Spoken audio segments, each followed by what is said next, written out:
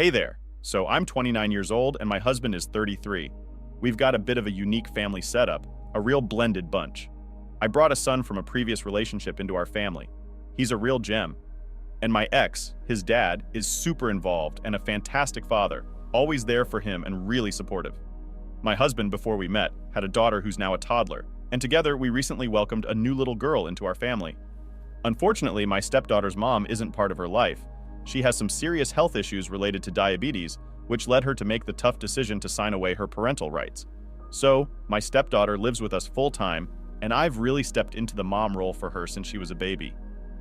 When I was pregnant with our youngest, my husband and I discussed our plans and decided that I would stay home to take care of the kids after she was born. It sounded like the right move at the time, and I was totally on board with being a full-time mom to all our children, feeling pretty prepared for what was to come. Or so I thought. However, after giving birth, things have been a lot tougher than I expected. The birth was really traumatic for me, and I've been dealing with some intense postpartum depression, PPD. This has made everything more overwhelming than I ever anticipated. I find myself not quite feeling like my usual self, struggling to keep up with the day-to-day and feeling swamped with the responsibilities of caring for 3 little ones. My husband has been great in many ways, especially financially. He works hard to make sure we're all provided for, which I'm so grateful for.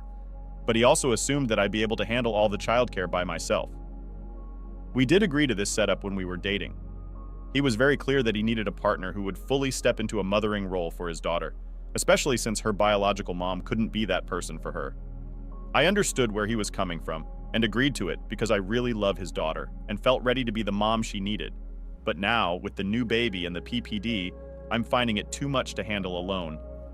I've brought up the idea of getting some help from his family with my stepdaughter, hoping it might lighten my load just a bit, but this suggestion made my husband quite upset. He feels I'm backing out of our agreement and not treating his daughter as I would my own children. He pointed out that he's been a great stepdad to my son, taking care of him and loving him as his own, despite the fact that my son's dad is very present and contributes a lot. My husband accused me of being unfair to my stepdaughter and even called me an evil stepmom, which really hurt. I don't hate his daughter at all. I love her dearly. It's just that, right now, I'm honestly struggling to cope with everything. I'm not asking to step away from her permanently. I just need some temporary support until I can get back on my feet emotionally and physically. Moreover, my ex has been stepping up more than usual to help with our son, recognizing how hard things have been for me. This has been a huge relief and is something I'm incredibly thankful for, so I'm left wondering if it's really so unreasonable to ask for similar support with my stepdaughter, at least until I can manage better. I'm not trying to push her away. I'm just seeking some understanding and help during a really challenging time in my life. Now for the top comments. You are the idiot. You don't get to pick and choose that you'll take care of your children. Only when you married a man who has a child and no other parent around you straight up saying that you don't think of your stepdaughter as your daughter. Don't be shocked if he divorces you over this, if this is real. Okay, get some help. You need medical intervention immediately. This is not okay. You're not okay by your peers. Logic. OP's husband shouldn't be providing for her son. This is absolutely downright ridiculous. Like what, OP? You choose to marry someone with a kid from a previous relationship and blend your families. If you can't treat that girl the same as your biological children, get divorced because that poor little girl most certainly doesn't deserve an evil stepmother. You are the idiot. Yeah, you are the idiot, OP. You agree to step up and be a primary caregiver.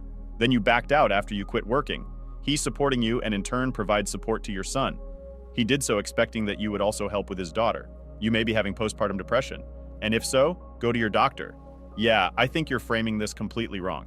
It's not that you want a break from your daughter. It's that you want a temporary break from both your children because you are experiencing PPD and aren't coping well. It's just that your son's dad is already providing you with that break. This PPD is coloring the lens you view everything through.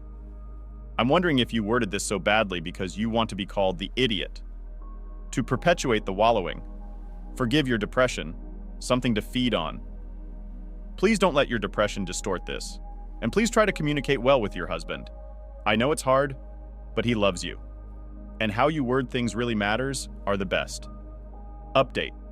I talked to my husband when he came home, and he agreed I needed more help. I told him that I love my stepdaughter the same, and that I'm overwhelmed. And he told me he knows and just got stressed with stepdaughter's history with their bio mom. I asked if he could hire a nanny and he wants to save money for a new house in the district where my ex lives, because the schools are better and he wants it to be easier for my son to go between houses when he's older. So he struggles less with having to switch homes. He's just the best husband. I called my mom and she's coming to help me for a few months with all my kids, and my husband's in-laws are going to come over and help as well and take the kids out. My husband is taking a week off of work to get everything settled. I also plan on having one-on-one time with both of the older kids and my husband, and I plan on having a date tomorrow while the kids are at his parents' home so that we get a night off. Lastly, I want to say that I love my stepdaughter with my whole heart. I will never stop being grateful that my little girl calls me mama. I will never forget the honor I get of being her mom. I'm going back to the doctor tomorrow because I clearly need more help. Now for the top comments. OP, any woman who willingly and lovingly takes on a daughter not birthed by herself is awesome. You have PPD on top of having recently given birth. Understandable. You felt overwhelmed. Glad of the info in the update. Your husband could have briefly been the idiot, but child talked it out and family all coming together to help get things rolling. Happy for your blended family.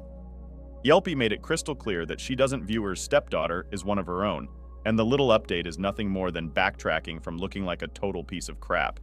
We all get being overwhelmed, and I can only imagine how tough it must be with 3 young ones. But OP made it a point to praise her ex and how he cares for her son, and then talks about her new baby. The stepdaughter is in the way. This isn't PPD talking. This is a stay-at-home mom who wants her happy family.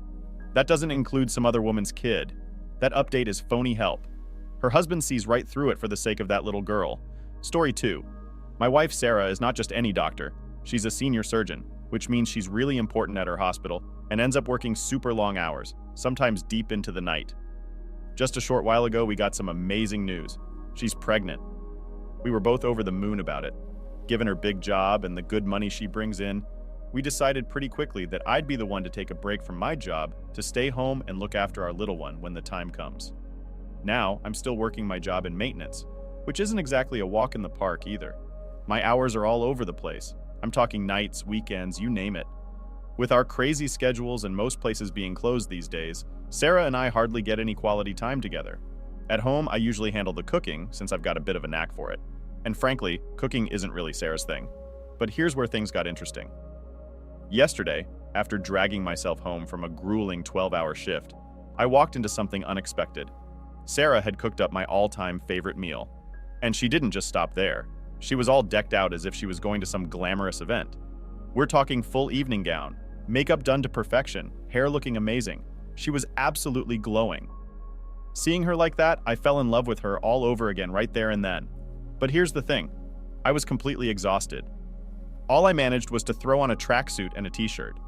When I came downstairs and she saw me, I could immediately tell she was let down by my casual getup. She kind of hinted, asking if I wasn't going to dress up, and I had to be honest with her.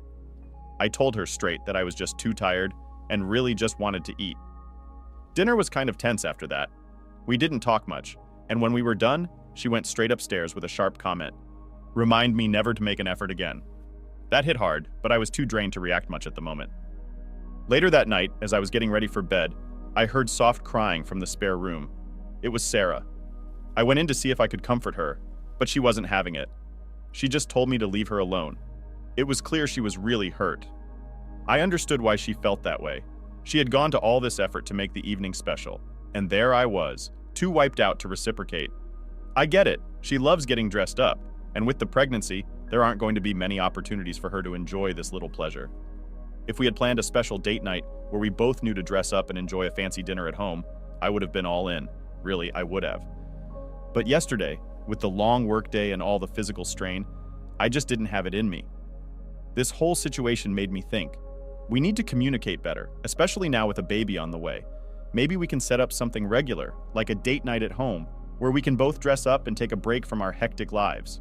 That way, there are no surprises, and we both get to enjoy some much-needed us time.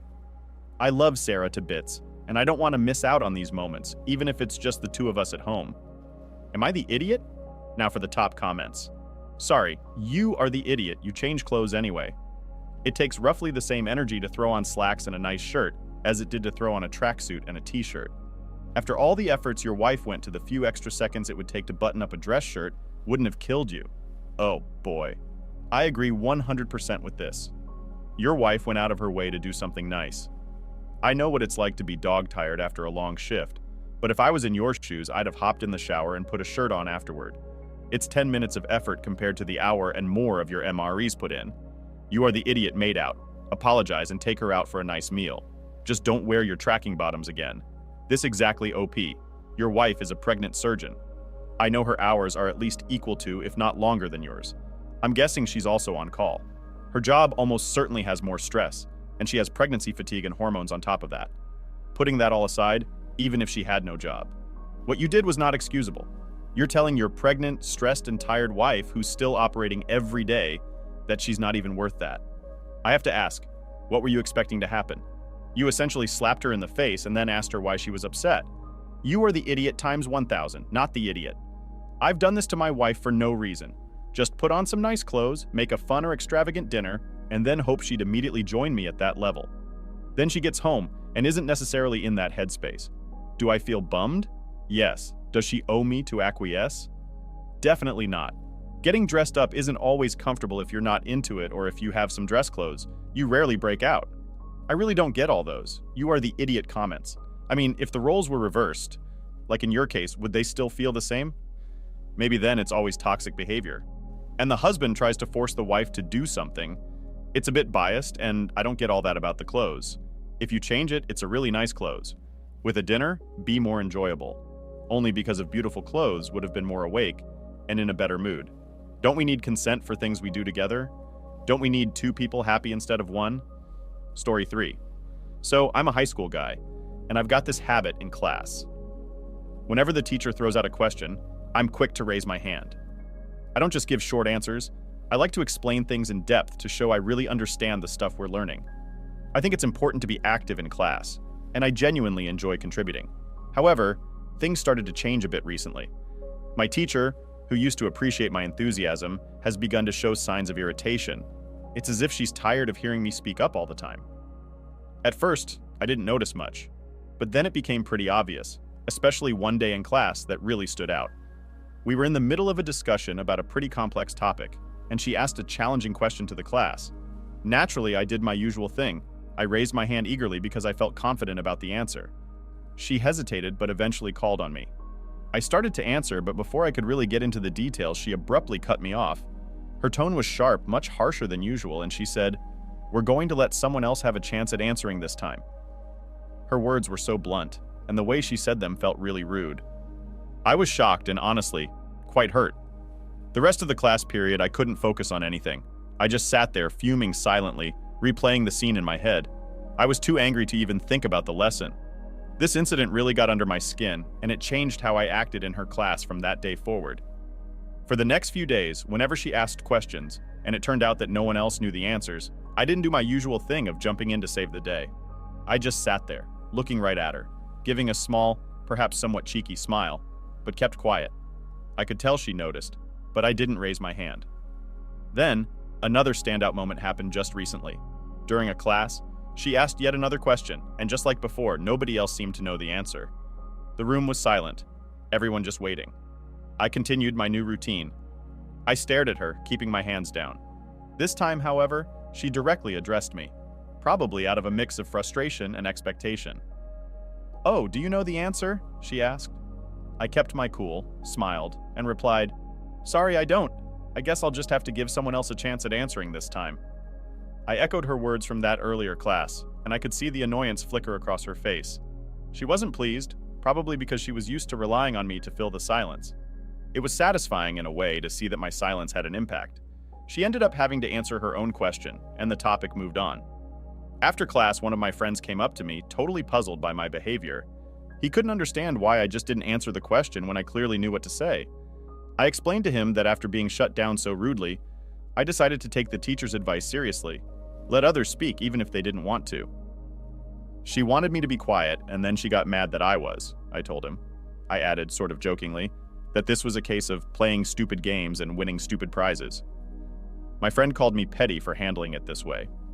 Maybe he was right, but at that moment, it felt like the right thing to do. I wanted to show the teacher that I could take her feedback, even if it was delivered harshly, and apply it literally. This whole thing has made me reflect on how I participate in class.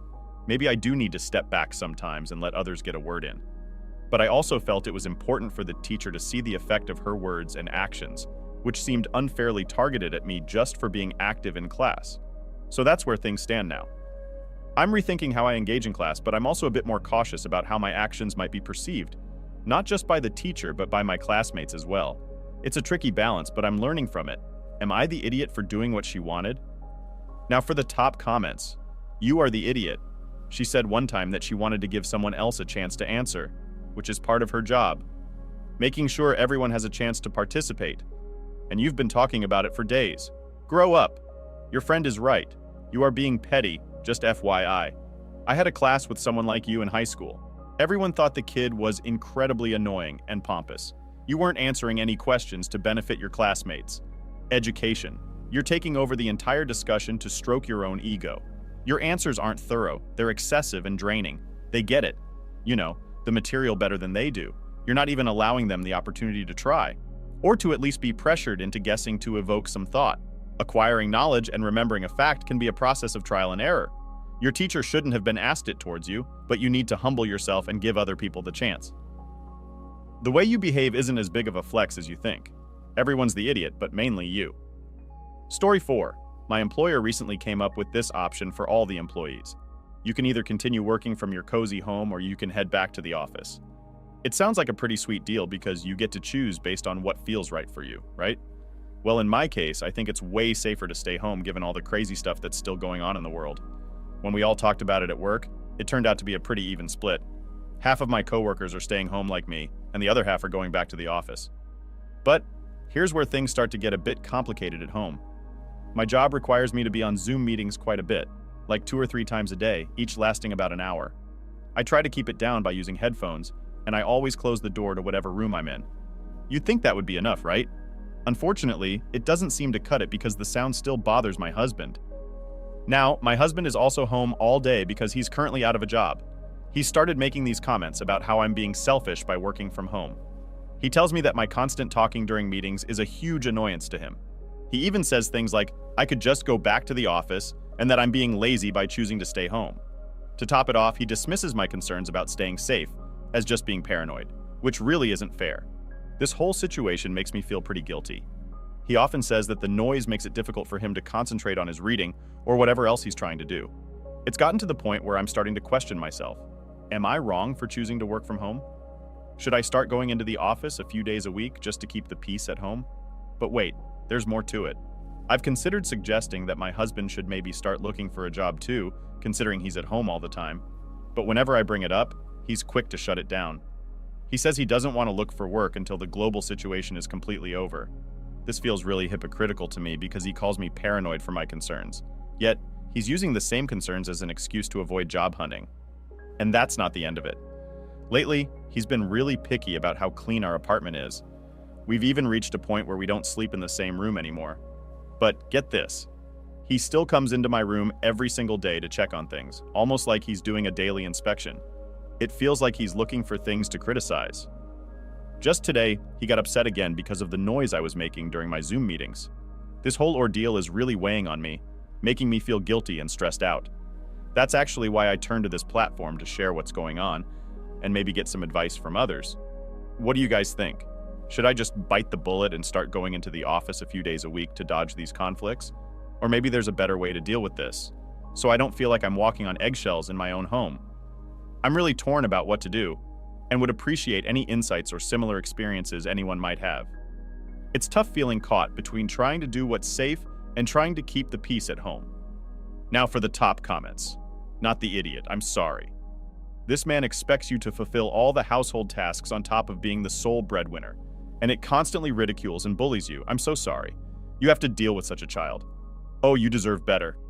Yeah, that. And he won't get a job because of what's going on in the world. But she's paranoid. He inspects her room. He complains about cleanliness and is annoyed by her voice during meetings when she's the only one working. Just, wow. Well, this man is unemployed, stays home and reads and calls you lazy for not going into the office and bothering him. Tell him to go to the library if he wants to read. He needs the space for the mental gymnastics he's doing to encourage OP to go to the office because she's just paranoid about the global situation. But somehow, the global situation is too concerning for him to find work.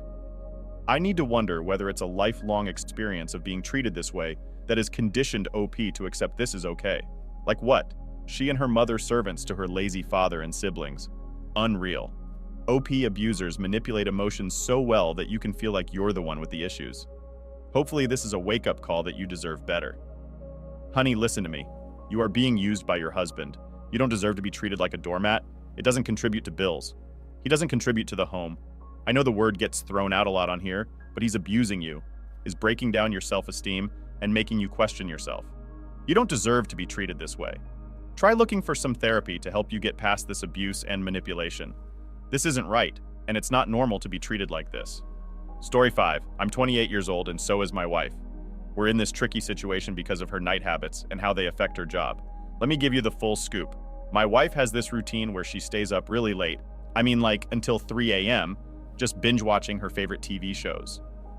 Because she goes to bed so late, she ends up waking up super late too, usually around 8:30 a.m. Now, the problem with waking up at 8:30 a.m. is that she's supposed to be at work by 9 a.m., and her workplace isn't just around the corner. It's a good 20-minute drive from our house. This whole situation makes our mornings pretty hectic, especially since I also have to be at work by 9:15 a.m., and my office is even farther, like a 40-minute drive from our place. So, every minute in the morning really counts. This morning was especially critical. I was already running a bit late for my job. Despite the rush, I went ahead and prepared both her breakfast and lunch, hoping that would help speed things up. I was waiting for her to get up and get dressed so we could maybe leave together. But there she was, still in bed at 8:30 a.m. I tried a few times to wake her up, but it just wasn't happening. Eventually, I had no choice but to leave because I couldn't afford to be late for work myself. After a long day, I headed back home, and I could tell right away that things were off. As soon as I walked in, my wife was really upset. She hit me with some big news. She was fired from her job for being late too many times. And guess what? She blamed me for today's lateness. I tried to keep cool and explained that it wasn't really my fault. I pointed out that if she managed her time better, maybe changed her late-night habits, none of this would have happened. But as you can imagine, that didn't go over so well. She was so angry she didn't want to talk anymore and decided to pack some things and head over to her parents' place to cool down. Now, this isn't the first time we've noticed her late-night habits were an issue. We've actually consulted both a physician and a sleep specialist about it. They diagnosed her with something called sleep procrastination. It means she doesn't really feel tired enough by bedtime, which makes her stay up late and mess up her sleep cycle. They suggested that adding some exercise to her daily routine might help her feel more tired and sleep better. But here's where it gets tricky. I don't want to push her too much about starting to exercise because I really don't want her to think I'm suggesting she needs to lose weight or that I'm unhappy with how she looks. That's totally not the case. I love her just the way she is. Despite the advice from multiple doctors, she hasn't started exercising or changed her routine in any way. We've been to several consultations, and every time it's the same story. They say exercise might help, but then we get home, and nothing changes. So here I am, trying to manage this delicate situation. I feel stuck between trying to help her adjust her habits for her own health and job security, and not stepping over the line where I might make her feel criticized about her body or lifestyle choices. It's a lot to handle, and sometimes I wonder if there's a better way I could be supporting her, or if I'm doing everything I can. That's pretty much where things stand right now. It's been tough navigating all this, especially with the added stress of her losing her job. I'm just trying to figure out the best way to move forward without causing more friction between us. What do you think? Am I handling this right, or is there something else I could be doing to help the situation? Am I the idiot for her getting fired? Now for the top comments. Not the idiot. Let her stay at the parents' house. The fact that she went home to mommy over her own actions tells me there is more going on than just chronic lateness. You didn't get her to that point. She's clearly not adult enough to be married. Good luck on the divorce. My last boyfriend had an ex-wife who did this. Turns out she drank after he went to bed each night, and he wasn't aware because she never really drank around him, and he went to bed early because of his job and got up early and left before she did. She hit the bottles and took the trash out when she left in the morning. By the time he was aware she was in liver failure, he was, of course, checked out by them because they spent so little time together. It may not be the same, but there's a reason she stays up like that every night when she's in jeopardy at work. LP. It sounds like you're dealing with more of a child than a wife, and it sounds like you do a lot of catering to her, which is not going to allow her to grow up and be responsible for herself. She needs to get up on time and prepare her own meals for the day and get to work on time. You are not responsible for her, nor should you be taking care of her as if she's not capable.